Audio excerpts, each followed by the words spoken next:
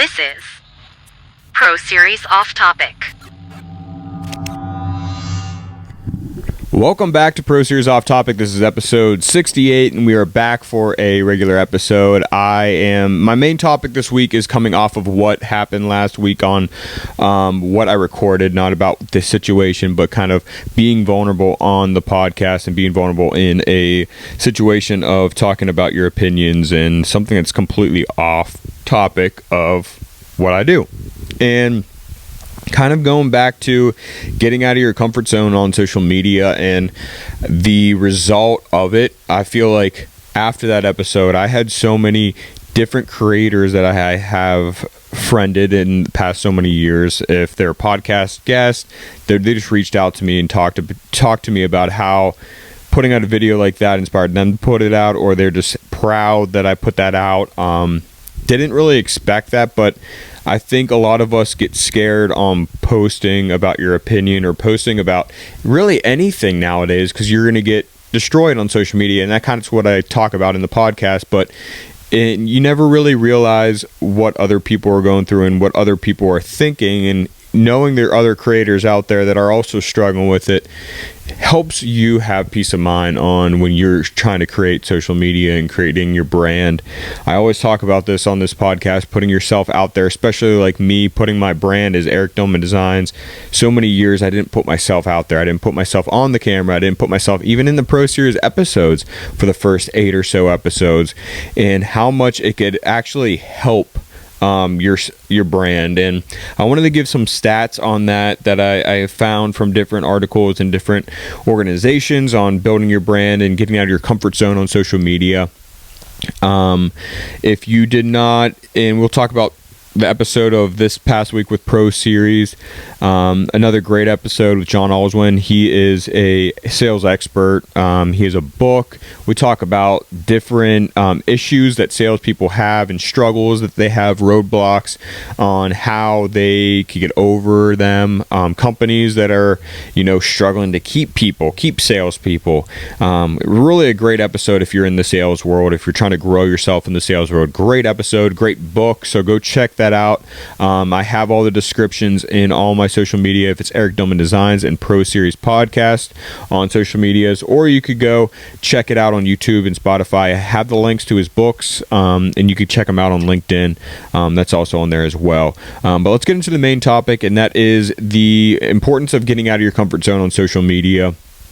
According to Hootsuite, social media users grew by 17% in the past year, reaching 4.2 billion people, highlighting the vast potential of the audience. I think that stat probably doesn't mean much to people that, aren't growing their brand or not putting themselves out there.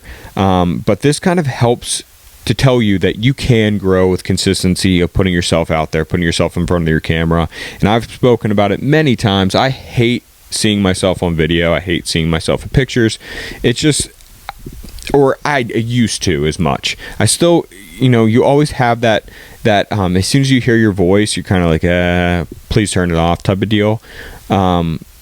It's hard to get over that, in my opinion. I think you could work through it, but I think where I'm at now and where I was in 2020 when I first started, Pro Series episodes recording with myself, I'm in a completely different spot. And I think you just have to continually force yourself to be out of your comfort zone to actually get comfortable with it. And I'm so glad I did, because the podcast has grown. I've been able to meet so many great people with this podcast, and that's what it's all about. But this stat kind of helps out people that are trying to grow and trying to think, hey, if I do actually put myself out there, is it actually worth it?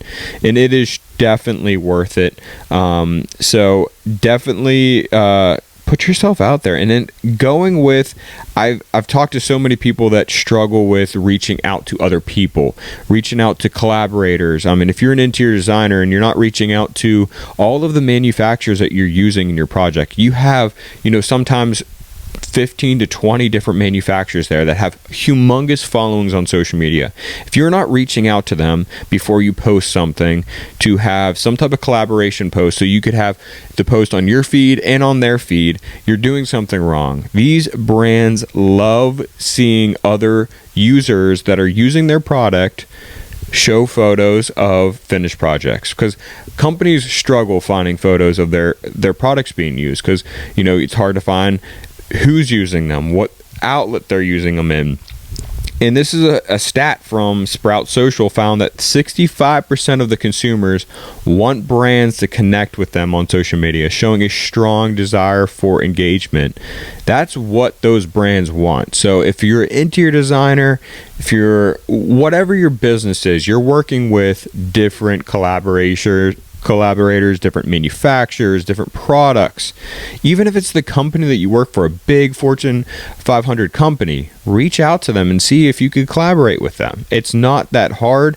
Worst they could do is ignore you or say no, and who cares after that? You reached out, but you'll find that a lot more manufacturers and brands would want to collaborate with you. That's kind of how I built what I've built.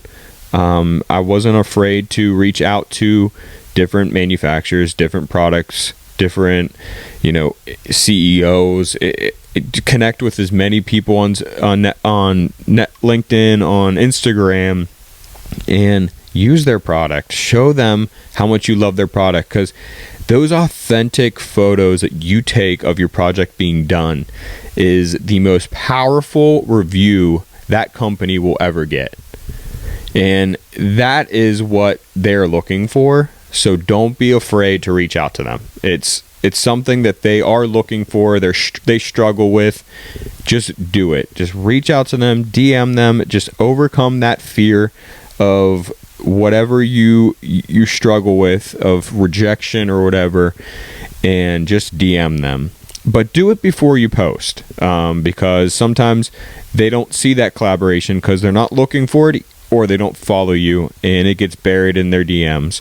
So definitely reach out before it. Plan ahead of these collaborations, and maybe sometimes when you're going into your final projects for photos, maybe highlight that manufacturer a little bit more than you are with another one, because they're going to collaborate with you. They're going to more likely want to accept that collaboration and want your post on their feed, because you're giving the time to highlight their product, and that is an amazing exposure for your brand and for yourself. So do that. DM them, reach out. We have it so easy nowadays that we could just DM them. There's info emails that you could find on websites. It's so much easier to contact manufacturers nowadays with social media and email than ever before. So there's really no excuse for you to not be able to find these manufacturers that want to collaborate with you.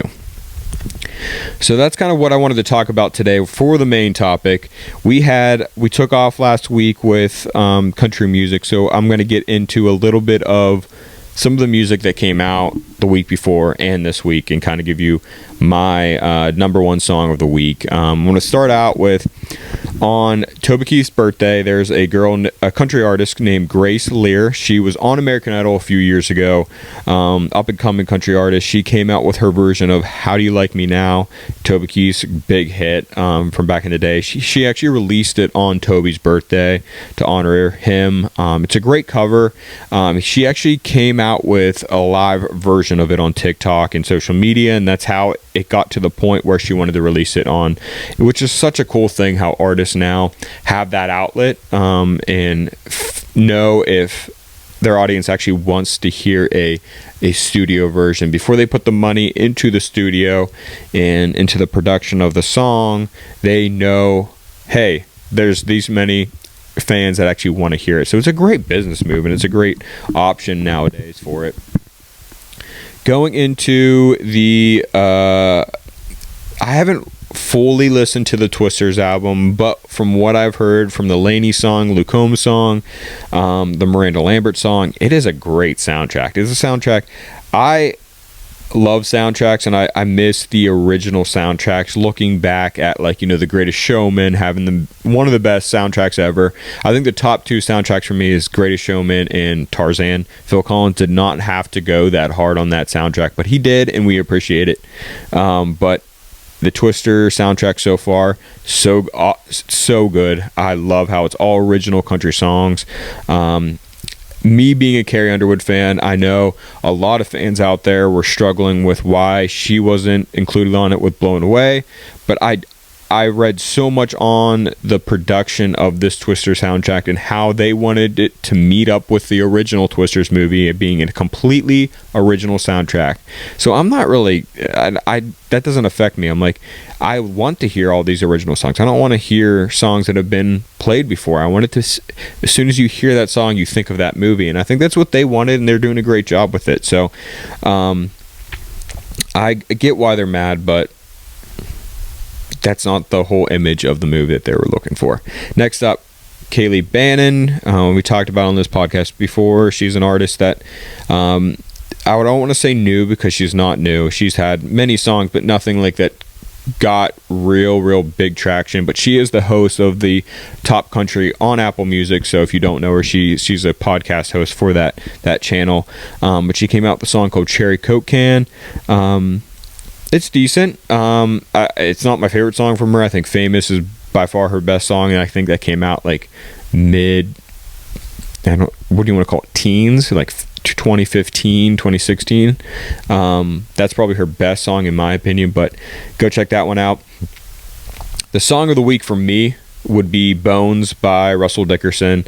I'm a huge Russell Dickerson fan. He has some really cool music. He has some music that you could, it's very sentimental, like this one, Bones, or songs you just want to drink to, or just have fun in, summer country songs.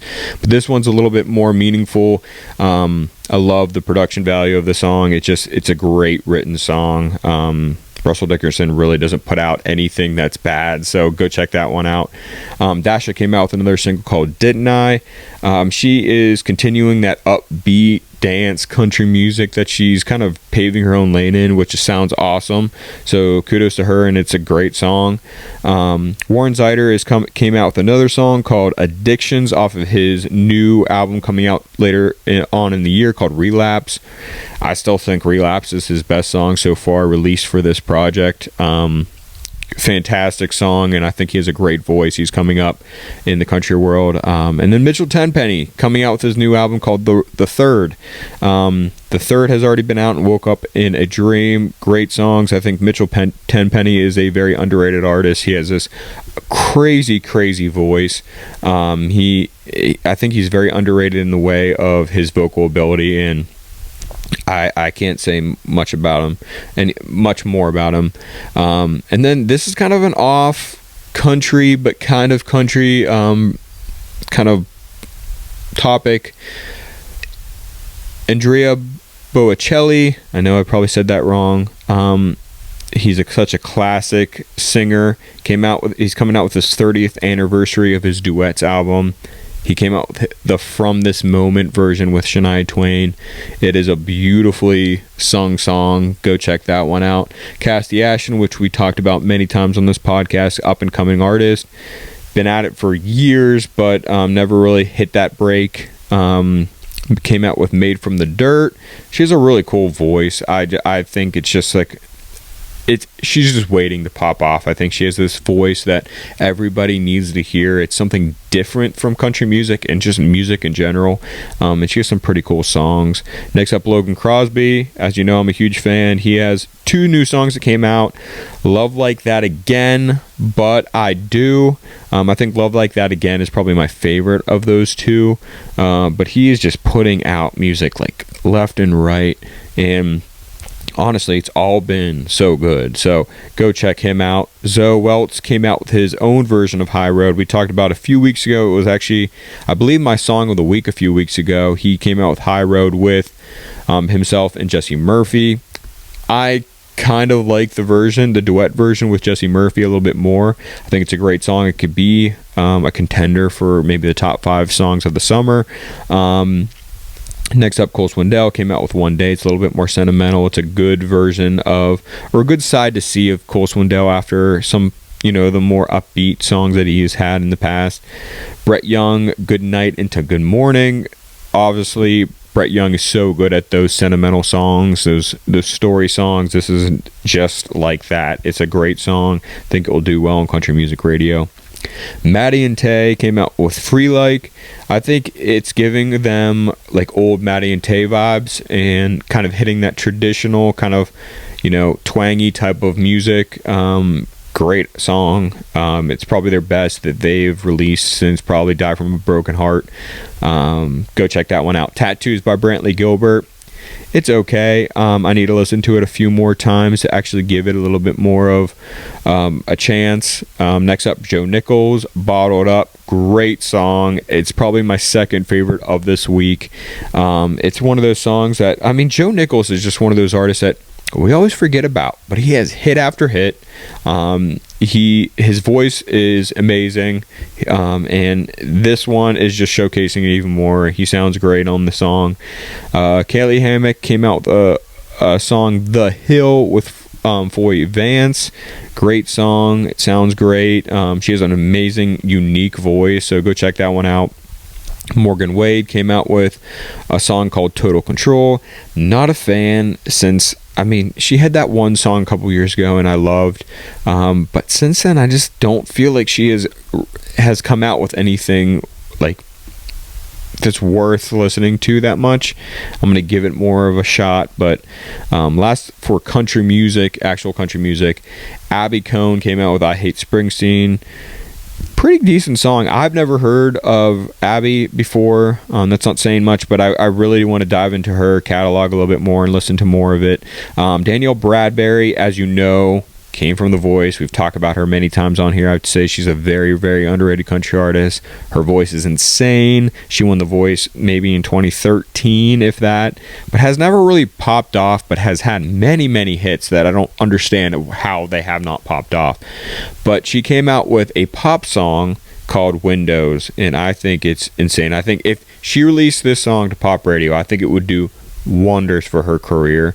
I don't think she's gonna be leaving country music, but she said before that she kind of weaves in and out of pop, R&B, country, and you hear that in her music. If you listen back at all the songs that she has released in the past 10 years of her career, you hear that within it. There's some really country songs, there's some pop songs, there's some real R&B songs, and I think she does it really well. And I think we're living in a chapter where artists are really trying to not nail down to one genre and kind of just follow their creative heart, and that's what any kind of creative person wants to do, and that's how they kind of pave their own lane and make themselves a little bit more popular than they really are, because they're really staying true to themselves, which I love. That would probably be my song of the week, but I want to stick to country. But definitely go check out Danielle Bradbury. Let's get into the Mediabase chart this week. Number 5, Nate Smith with Bulletproof. Number 4, Shambuzi with a bar song Tipsy. Number 3 this week, Brian Martin with We Ride. Number 2, Morgan Wallen with Ernest, Cowgirls. And number 1 this week, again, is Post Malone and Morgan Wallen with I Had Some Help. Morgan Wallen killing it. He has the number 1 and number 2 song. I think it was the past 2 weeks, 1 and 2 song, which is insane. I think I read that he is the first artist since Tim McGraw to replace themselves as number 1, which is a great. He's breaking records left and right, and I know we've talked about this many times that he's not getting the credit he deserves through the CMAs and the ACMs and all these different country award shows. And Darius Rucker actually just came out with a speech that saying like, how hasn't Morgan gotten the credit that he deserves? He is having a sellout stadium tour. He is breaking every single record that Garth Brooks has ever put out, and he's getting nothing. I don't think he cared. I don't think Morgan cares, but it was great to hear that from Darius Rucker, who is very well respected, someone who also goes out of the country music genre, who actually started outside of the country music genre. Just great to hear, an A-list country artist saying that, because I feel like everybody's feeling that. It's just that no one's really saying it because they're scared of the outcome. But that's all we have this week. There's another Pro Series episode coming out this week. I wish I knew who it was. I usually have it on deck, but I didn't check this week before I started recording. But look for that on Wednesday or Thursday. But that's all we have today. I hope you have a great rest of the weekend. Make sure you go back and listen to the Pro Series with John Aldwin if you're a salesperson looking to grow in sales, or you're just a small business owner trying to keep your sales staff. Great episode for you. But that's all we have this week. Hope you enjoyed episode 68 of Off Topic, and we'll talk next week.